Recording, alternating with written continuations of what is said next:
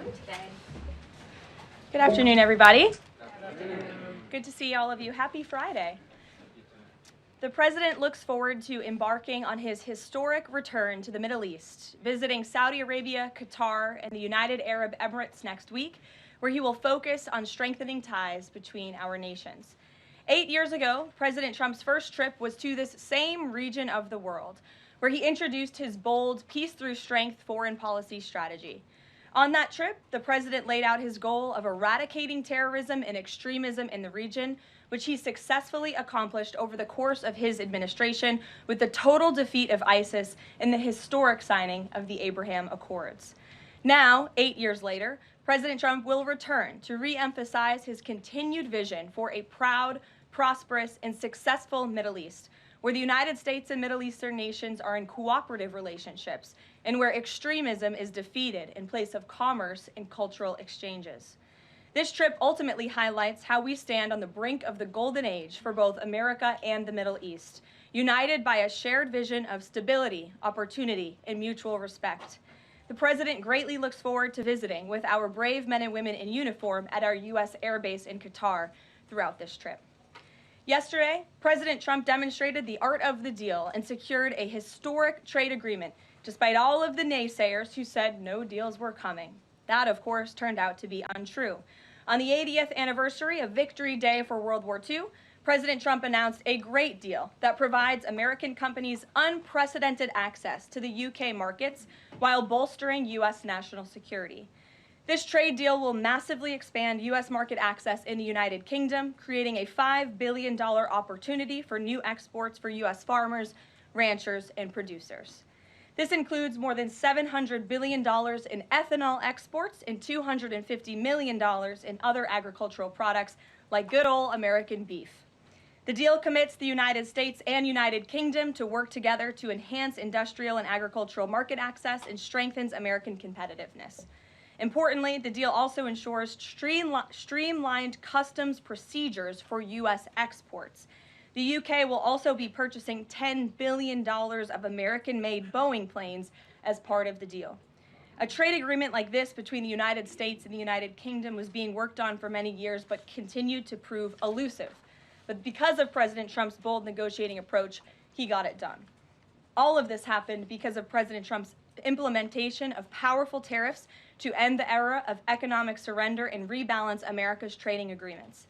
American workers and companies are the best in the world, and they finally have a president who has their backs, fights for them, and delivers good deals that puts them first. This is just the first of many trade deals to come.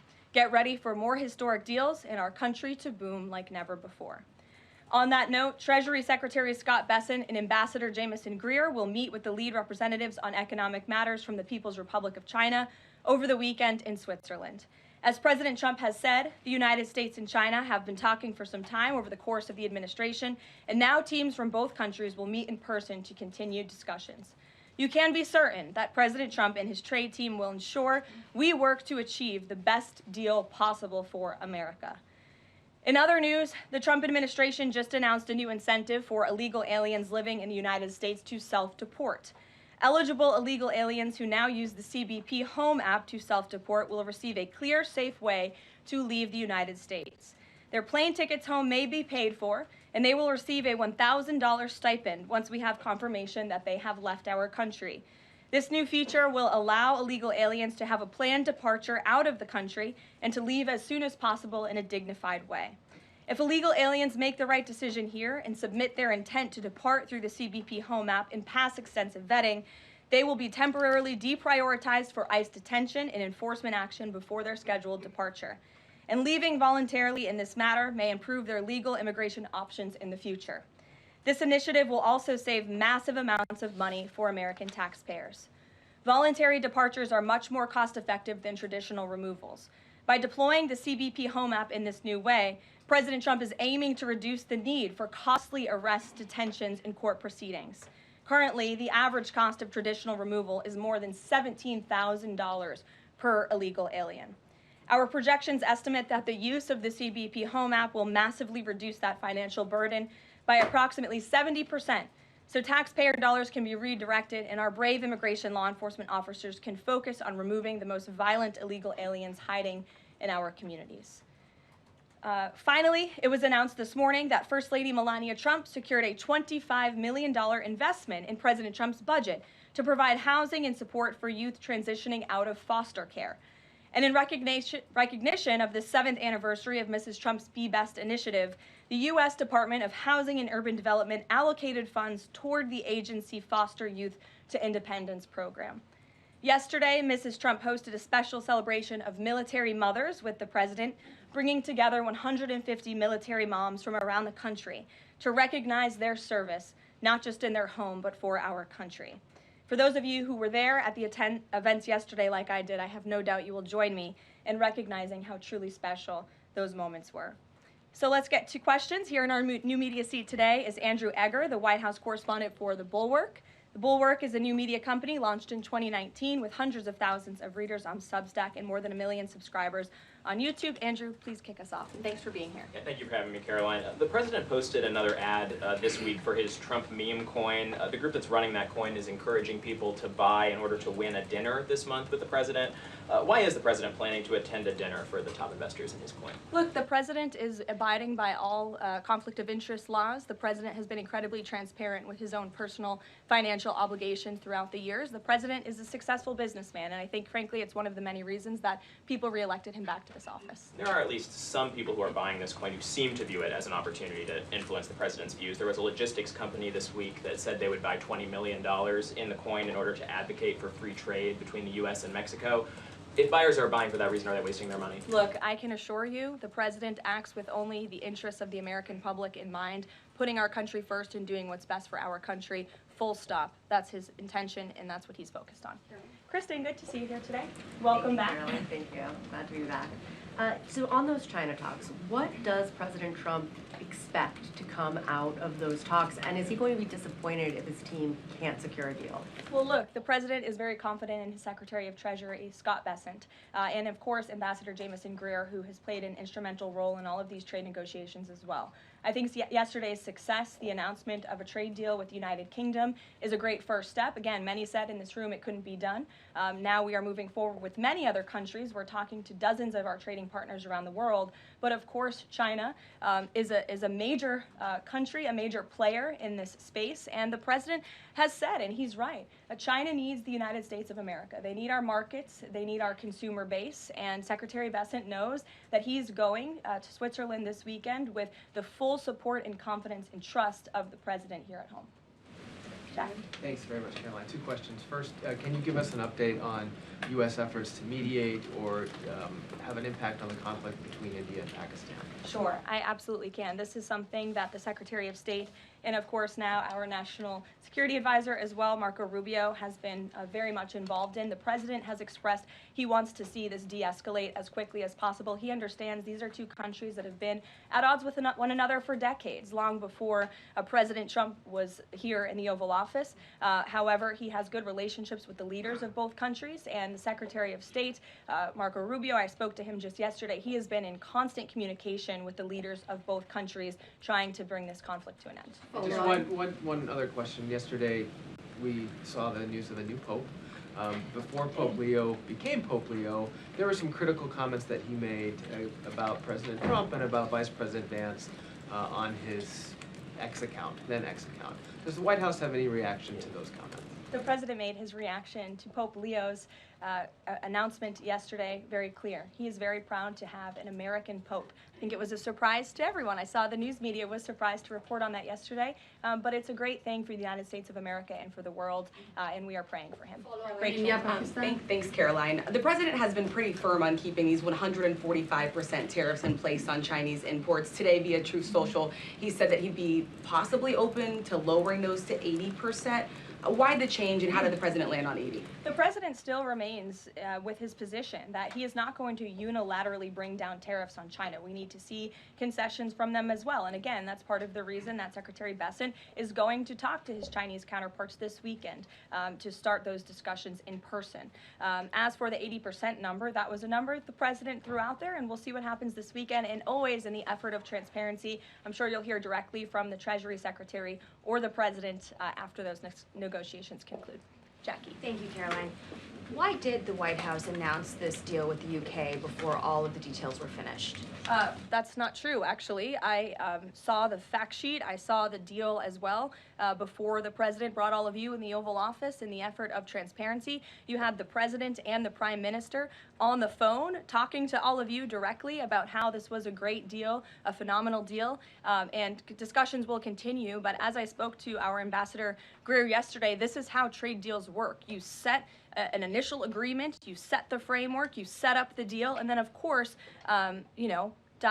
T's have to be crossed and I's have to be dotted, but this deal is a good deal, and the numbers are determined, and all of the market access that I just discussed will remain. Does that mean that the 10% baseline is going to still be there at the end when all of the other details are ironed out? The president is committed to the 10% baseline tariff, not just for the United Kingdom, but for his trade negotiations with all other countries as well. Permanently, even after the deals are done, like that is going to remain? The president is determined to continue with that 10% baseline tariff. I just spoke to him about it earlier. Stephen. Thank you, Caroline. I'd like to ask about New York and about a personnel matter. On New York, the mayor, Eric Adams, is here today. Could you tell us anything more about the visit, who initiated it, what they're talking about? And also, is there any comment from the White House on the air traffic control issues in Newark? All I will say on Mayor Eric Adams is that he requested a meeting with the president, and the president was willing to take it. If the president wishes to discuss his private meeting afterwards, I will let him do that himself. Yes, I'm glad you asked about the FAA. There was a glitch in the system this morning, especially at Newark Airport, as you all know. I spoke to the Department of Transportation. That glitch was caused by the same telecoms and software issues that were raised last week. Everything went back online after the brief outage, and there was no operational impact. DOT and the FAA are working to address this technical issue tonight to prevent further outages, as well as install new fiber from Newark Airport to Philadelphia.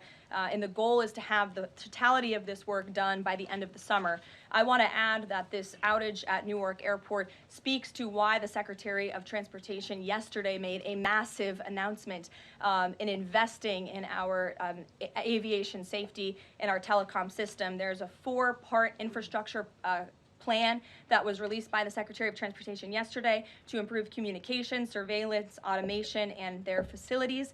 They want to replace the antiquated telecom systems with new fiber, wireless, and satellite technologies, replace more than 600 radars, which have gone way past their life cycle, and address runway safety. They want to build 6 new air traffic control centers for the first time since the 1960s and replace towers as well. They want to implement new modern hardware and software for all traffic facilities to create a common platform system throughout the towers. These are much needed changes. This is a very bold plan by the Department of Transportation. I think it's unfortunate that the previous administration sat on their hands and did nothing, but how grateful we are that we have a Department of Transportation and a secretary and a president who's willing to take bold action and change. The personnel matter, Caroline, could I ask? Thanks, Caroline. Just going back to India, Pakistan, can we expect President Trump to get in touch personally with the leaders of those countries to try and de-escalate this situation? If and when that happens, we will certainly let you know.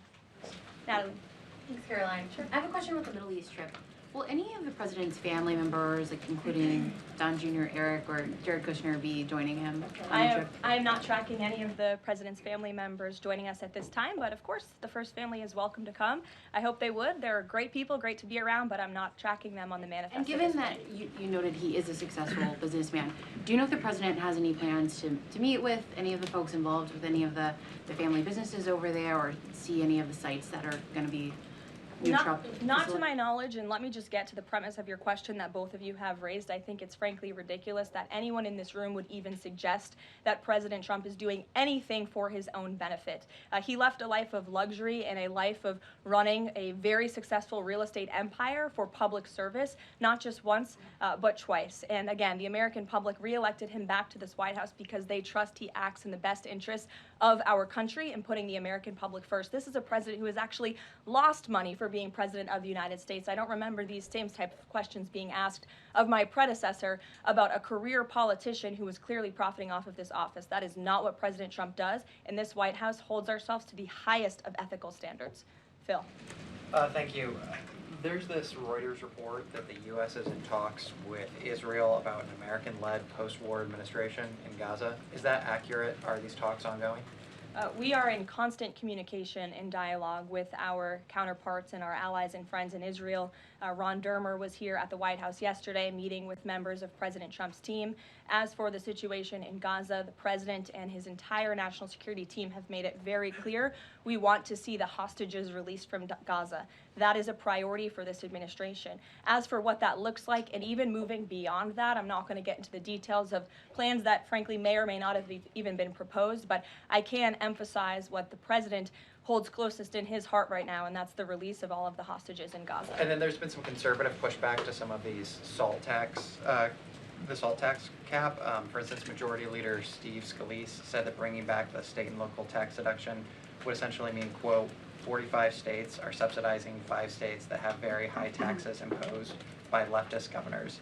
Is he wrong? Is it fair to ask red Indiana to bail out blue New York? Well, look, this is an ongoing discussion on the Hill. There's a lot of disagreement on Capitol Hill right now about the SALT tax proposal, and we will let them work it out. As for the tax provisions in the reconciliation bill, the priorities of this president, he has made them incredibly clear. No tax on tips for our hardworking service workers, no tax on Social Security for our well-deserving seniors who have worked their whole lives to pay into this system, no tax on overtime for hardworking Americans as well, and there's a plethora of other priorities the president wants to see in this bill.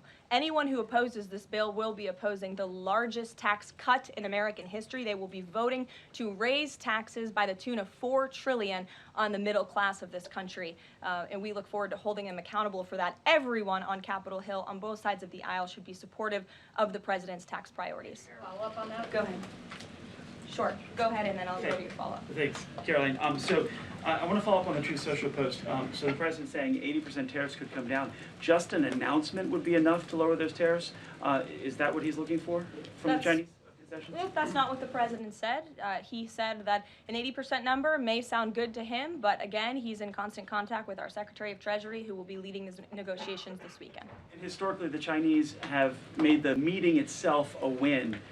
What does a win look like out of these meetings for the president this weekend? A good deal for the American worker and the American people. Go ahead. Thanks, Caroline. Yeah, back to the reconciliation bill. Can you just clarify the president's position, though, a little bit specifically on the tax issue? Because in his Truth Social post, he said this morning that he would accept even a tiny tax increase for the rich, but then says Republicans probably shouldn't do it, but I'm okay if they do it. So what is it that he wants? Does he want them to increase the tax rates? The president wants tax cuts, the largest tax cuts in history. He wants to extend his historic tax cuts from 2017, and he wants to see all of the other tax priorities that I just laid out for you included in this bill as well. As for the policy proposal you're talking about, the president has said he himself personally would not mind paying a little bit more to help the poor and the middle class and the working class in this country. I think, frankly, that's a very honorable position. But again, these negotiations are ongoing on Capitol Hill, and the president will weigh in when he feels necessary. Encourage them to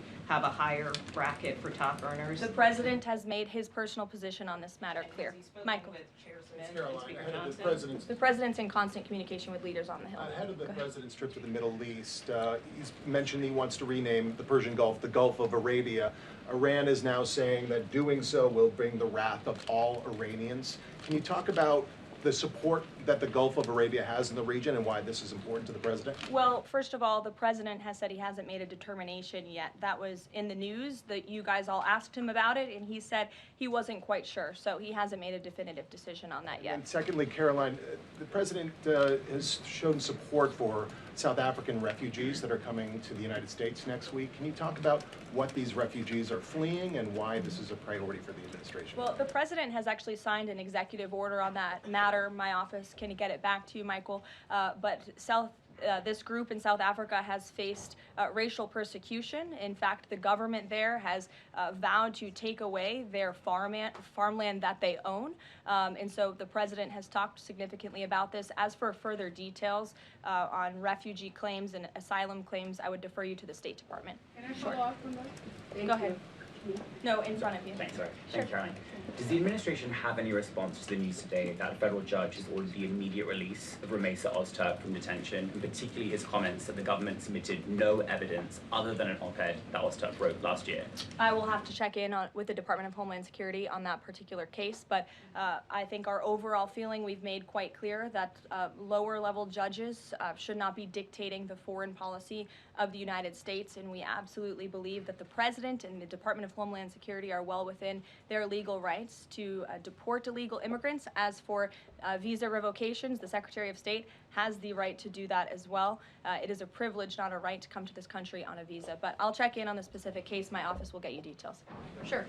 Caroline, yesterday the administration appears to have started dismantling the Consumer Product Safety Commission. This is the federal agency, an independent one that does recalls and is responsible for product safety. Does the administration not believe that it's important, to keep toys and cribs? I mean, you're a young mom, off of the product of the market. It's a federal agency within which branch? It's the executive branch. Who's the head of the executive branch? The President of the United States. Created by Congress. He has the right to fire people within the executive branch. It's a pretty simple answer. Francesca. Thanks. One foreign policy one and then a domestic policy thing, if I could. As far as the president's trip goes next week, is he planning to meet with the FIFA president in either Saudi Arabia or Qatar? And if so, could you give us some more details about that? The president has quite a few meetings with many people when he is there. We can certainly check at the itinerary and let you know if the FIFA president will be there next week. Frankly, I'm not quite sure, but we can certainly get you an answer. As you know, the president attended a FIFA task force meeting at the White House this week. And on the domestic front, could you explain why the FEMA administrator was removed from his position this week? Look, this is a personnel matter in regards to the Department of Homeland Security, but my understanding is that this individual testified saying something that was contrary to what the president believes and the goals of this administration in regards to FEMA policy. And so, of course, we want to make sure that people in every position are advancing the administration's goals. But as for specifics, I'd defer you to the Department of Homeland Security. We leave it up to our great cabinet secretaries when it comes to personnel matters. Sure, in the back. Thank you. Aid hasn't gone into Gaza in 10 weeks. Israel says that this is a policy to pressure Hamas in the negotiations, the ceasefire negotiations. Is this a policy that this administration supports? The president answered this week. He said that he wants to ensure that aid can get into Gaza, but we have to do it in a responsible way to ensure it doesn't end up in the hands of terrorists. So this is something the administration is actively working on, and when we have a policy to announce on this definitively, we can certainly let you know. Can you talk about this effort for the U.S. to take over the distribution of aid in Gaza, to exclude Israel, but also international organizations said this effort militarizes aid? I would reject that characterization by whatever groups you are citing. Kelly. Caroline, thank you. I want to get back to the First Lady Melania Trump dealing with foster children. That's an important component in American life to see what happens to the future of our children, particularly in foster care. Can you explain the significance of this development between the First Lady and the housing and urban development? Yes, absolutely. It's millions of dollars that will go into a program that helps these children transition out of foster care to have productive and positive lives. And I'd like to share a personal story since you asked if I may. I hope the First Lady won't mind. I was at an event in Florida last year, and I was approached by a gentleman who was a foster dad, and he had taken in, I think it was 6 or 7 foster children. And he spoke to me. He had recognized me in my work for President Trump's campaign at the time. And the little boy who was with him talked about the personal relationship that he had with First Lady Melania Trump. And the conversation she had had with him and how she really encouraged him to be the best that he could be during her first term here at the White House, and how even after she and President Trump left the White House, she kept in very close touch with this young foster child. It was a touching moment that I will never forget, and it speaks to the heart of this First Lady and the great work that she is doing for foster children. And this is certainly a very big announcement that I know our Secretary of Housing and Urban Development is in particular very excited about, and we can certainly get you all the details on that program. John. Thanks a lot, Caroline. I want to ask you about the trade deal that the president announced yesterday with the UK as it relates to the auto sector. Sure. The trade group that represents the big three here in the U.S. believes that it may put the big three automakers at a competitive disadvantage. What the trade group says is that it will now be cheaper to import a UK vehicle with very little American content than a USMCA compliant vehicle imported from Mexico or Canada with just 50% American content. What's your response to that criticism coming from this trade group?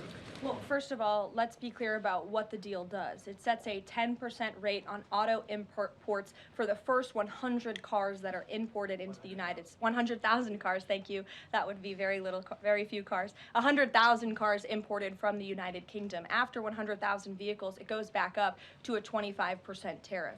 And as for our U.S. auto manufacturers, our auto industry, the president wants to put them on the best pedestal to compete. And by the way, if they produce vehicles right here in the United States of America, they will face no tariff at all. I would argue of any industry, the president has spent more time talking to and listening to the concerns of our auto industry here at home. He hears them, he believes in them, he wants to see them produce their vehicles here in the United States of America. This is a good deal for them too. Is this a model for European and Asian vehicles as well, what we see coming out of the UK trade deal with the US? Look, all of these deals are going to be tailor-made. The president has said that from the beginning. It's very apropos that the first trade deal was announced between the United States and the United Kingdom, one of our oldest and greatest allies, but each country has unique concerns and challenges in terms of American industry. We need to open up markets in every single country, and obviously the needs are unique, so our trade team is looking at each country and the advantages that we can pursue for American industries and American workers. Sure. Happy early Mother's Day. Oh, thank you. The president said yesterday that he would be speaking with Zelensky shortly. Did that call happen yesterday, or do we expect that to happen in the near term? The call happened yesterday. President Zelensky called the president to tell him that the critical minerals deal had passed the parliament in Ukraine. I talked to the president about that call. He said it was very good and productive, and of course the critical minerals deal is great for Ukraine, but also of course for the United States of America and our taxpayers here. It was a good call, and they also spoke about, of course, this ceasefire that the president proposed, the 30-day ceasefire between Russia and Ukraine, which we know Europe is on board with, and we hope both countries will agree to. Just on next week, do we expect President Putin, is there any chance that he could meet with Trump while he's in the region? The president answered this yesterday. Not going to happen. Question on ceasefire. Has he got any reaction from Zelensky or Putin on the proposal for ceasefire? Is he satisfied by the reaction to that proposal? Not to my knowledge, but certainly if there is a reaction and updates, I'm sure you'll hear directly from the president. Question, the president fired the Librarian of Congress. Why did he choose to do that? We felt she did not fit the needs of the American people. There were quite concerning things that she had done at the Library of Congress in the pursuit of DEI and putting inappropriate books in the library for children, and we don't believe that she was serving the interests of the American taxpayer well, so she has been removed from her position, and the president is well within his rights to do that. John. Thank you, Caroline. Happy Mother's Day as well. Thank you. President Trump ran on delivering the biggest tax cut in history, got over 70 million votes. Right now, you got a handful of obstructionists in the Republican conference that are saying they're not going to go along with his tax cut package. You just said those that don't will be held accountable. What is your description of being held accountable?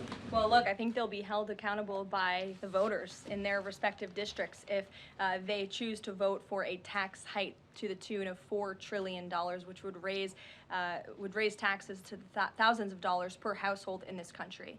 The president has great political instincts. That's why he's back in the Oval Office, and Capitol Hill should follow his lead. As for the president, speaking of him, he will be signing executive orders later this afternoon. We are happy to provide more information on those executive orders if you wish. Thank you for the Mother's Day wishes, and happy Mother's Day to all of the moms in the room. And don't forget to call your mom this Sunday. We'll see you guys later. Have a good weekend.